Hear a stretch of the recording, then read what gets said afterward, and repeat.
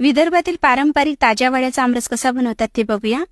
1 kilo कैरी पाण्यामध्ये उकळत घालायची, 3 टेबलस्पून तांदूळ 1 तास पाण्यामध्ये भिजत घालायचे, वाळ्याच्या मुळ्या सुद्धा 1 तास पाण्यामध्ये भिजत घातलेले आहे।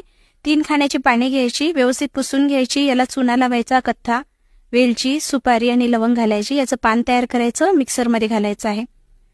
तांदूळ जे आपण भिजत घातलेले होते तेही घालायचे, वाळा घालायचा, थोडं पाणी घालून याची पेस्ट तयार करायची आहे। आता चाळणीवर एक सुती कपडा घालून ही पेस्ट आपल्याला पाणी घालून गाळून घ्यायची आहे। आता कैरी जी आपण उकळायला ठेवलेली होती याला चिरा जायला लागल्या की गार पाण्यामध्ये घालायची, याचे देठ काढून घ्यायचे आणि पाणी घालून याचा गर पातळ करून घ्यायचा। कैरीच्या गराचं पाणी तयार करून झाल्यानंतर एका जाडबुडाच्या पातेल्यामध्ये 1 टेबलस्पून साजूक तूप धूर येईपर्यंत गरम करायचं।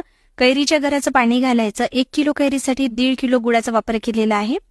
वाड्याचं जे पाणी तयार केलेलं होतं तेही घालायचं, मीठ घालायचं, 15 ते 20 मिनिट आमरस शिजवून घ्यायचा, मस्त थंडगार करून गारगार प्यायचा।